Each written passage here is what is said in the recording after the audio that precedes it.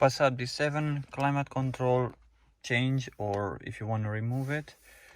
To make it easier for the video, because I will be using only one hand, I took it apart, but I will make sure I explain as much as possible. Right, first thing, you gotta take the radio trim out, which basically just pulls up like this. Right, you pull from one side, then pull the other side, and it just comes off like this. Right, you're gonna see on the back of it there's a plug. This is the plug for the hazard lights. Yeah, it's in here. I already removed it just to make it easier for the installation or removal. So you just have this click and pull out, and it goes in this one. Right, you can remove it. As you can see, the ignition is not on, so you can remove it and you won't throw any faults.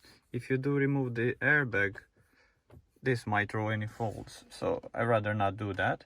So I just take this cable, tuck it in so it can be out of the way. Then the next one, this is the climate control trim that clicks into, if you look, there's one there, and on the bottom this side, on the bottom this side. Right, again, I already took it apart, but to take it out, basically you'll put your hand in here and pull, and this side as well, little by little, not to break this clips. Or so basically you use two hands and you pull from this side a little bit, this side. Just try to take it one side at a time. You can't pull it all at once unless if you're gonna break something. And then this thing comes out. Right, as you can see on the bottom there's a plug. Mine is automatic. It will make things a lot easier if you just put it in neutral and make sure you have the handbrake on. Right, this is similar for the Passat B6 as well. So you just put this one on the side. If you have enough room, you can just slide it out like this. See, and you can leave it there. You don't have to deal with it. Now, the climate control panel itself, it has 1, 2, 3, 4 T20 screws like this. And what I used, I have this. And as you can see, I'll try to take it out so you can see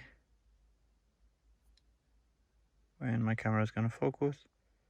T20, Torx 20, yeah. Put it back. And then once you remove those ones, just make sure you hold it a little bit inclined like that so the screws won't fall, because they can literally just drop inside there. That's gonna be annoying to get them. Happened, been there, done it. And then the climate control just comes out like this. See? And it has 3 plugs on the back. You got one here, and you have to pull back this tab, pull back this tab, and pull back this tab. If you don't pull it back, you won't be able to press this little bit to take it out. It is gonna be a bit difficult for me to take it with one hand, but just so you can see, you just press this tab and you pull back while you hold the unit itself without scratching anything. Right, so you pull it like that, and hopefully with one hand it came out. The other two are the same. This is the part number in case you're interested having this kind of control board. This one is the front heated windscreen. That's why I fitted, because I'll be getting heated windscreen, and that's gonna be a plus in the winter. And what I had before is this one. In here you got off On the new one, the off button is here, so it's just me because I wanted to have heated windscreen. But just by putting this panel, that doesn't mean you're gonna get heated windscreen. You'll have to retrofit it, so I'll do that later on. This is just the informative video of how to take this thing apart, right? And let's put this back, and we'll do everything in reverse now, right? We'll assume I took this one out. I don't have to take them because you understand it's easy to get. And then you push back the locking bit, and time to put it back in. Now, as you can see, there's a lot of cables going on. Put it back, make sure you get this one out. I like to put it somewhere on this side, so hopefully it won't go anywhere. See? Just goes there. Then, as you see, there's a little cable going for the airbag, for the airbag in the front, that LED. If you unplug it, it might give you fault, so I'd rather not unplug it and leave it there. So you get the thing back in there. Okay, now tricky part, to put the screws with one hand. If I can do it with one hand, you can do it with two, right? So, right, not too tight, just to hold it in there, and then we tighten up all of them. See, I'll put this one by hand,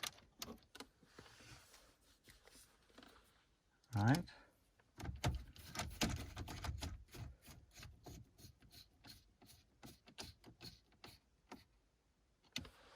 Right, there's two more. This is the tricky bit, where I suggest opening this bit just like that. So if it's gonna fall, it won't go too far. Because if it's closed, it's just gonna go in the back, and that's gonna be annoying to get out. So I rather have it like this. Then just put the screws.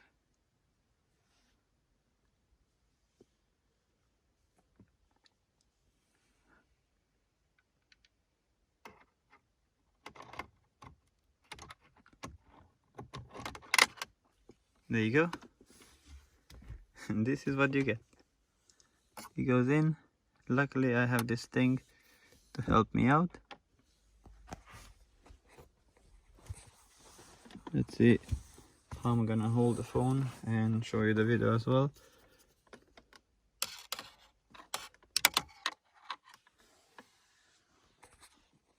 Right, I'm just gonna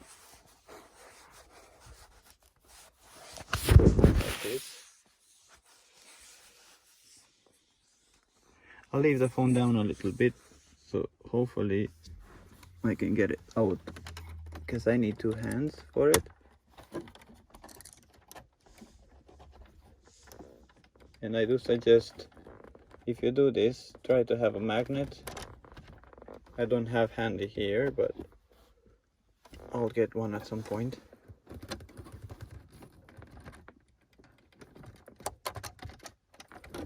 So for this operation, you kind of need two hands, not like me, one now. As you can see, I put them by hand in there.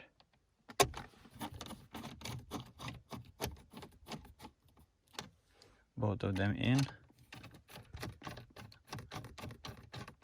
Remember, there's this cable here in the way, just make sure you leave room for it. Now, make sure the unit is a bit centered, if possible, because it has to go in these holes, and if you make it too tight, it's not gonna stay nicely. I'm not tightening this one up too much. I'll have to take it off again anyway, but just by hand. So if this will move regardless if you tighten it up anyway, I see. But if you put it too tight, then you won't be able to take it out. And to see the back of this one, as I said, see, you got one clip here, one there, and two on the top, one here and one there, right? You see these ones, they go in there, and this one goes in there as well. So you have this one holding here, this one holds here, this one there, and then 4 in the corners. As you can see, there's one more here hidden by the cable. Okay, now to put this one back, it's best to close this one back.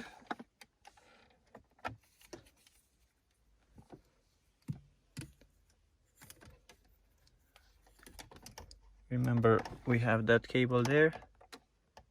As you can see, it just goes in like this. And guess why it's not going is because we have this cable. We're gonna put like that.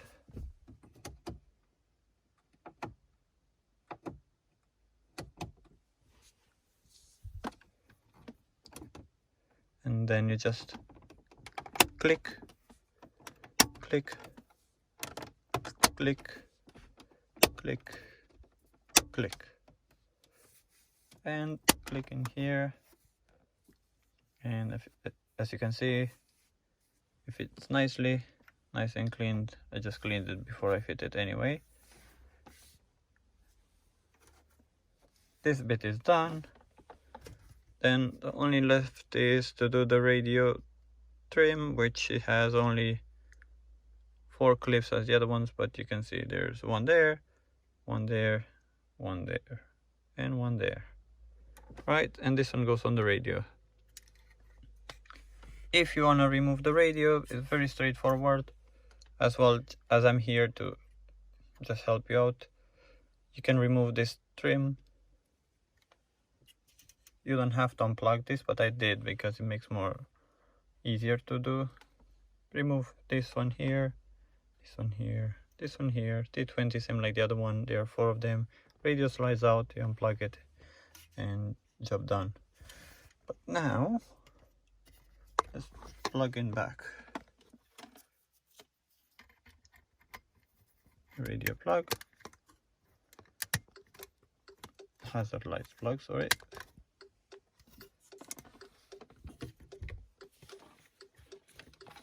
In order to put this one back in, as you can see, there's a cable. Make sure you test that it's working as well. Tuck in the cable. It's obviously easier with 2 hands. Just align it and click it. Click both sides. Just press around. I do hate that squeaking noise, but I'll sort it out with some foam later on. But it doesn't bother me. It doesn't make any noise. At least when I'm driving. So this is how it is. Now we'll put the ignition on. Let's see if everything works. Apologize for the background noise. Click on auto. It works.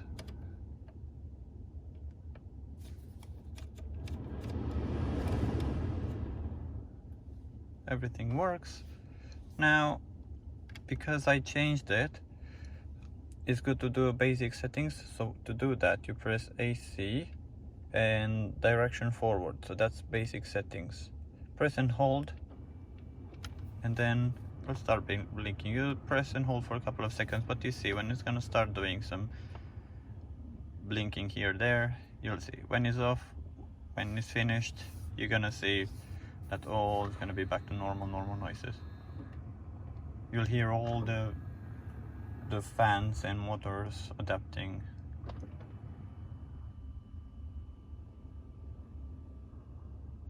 And that's it. It's working, everything. Illumination works as well if I put it on. You probably can't see it because it's daytime. You can see it on the red one, that's a little bit brighter. Yeah, thank you for watching, and I hope you find this useful. If you need any videos, just subscribe and let me know in comments below if you need any videos done, any specific for VW Passat B6 and B7. I can do other cars as well. It's just this is what I own and I'm trying to help others with what I can.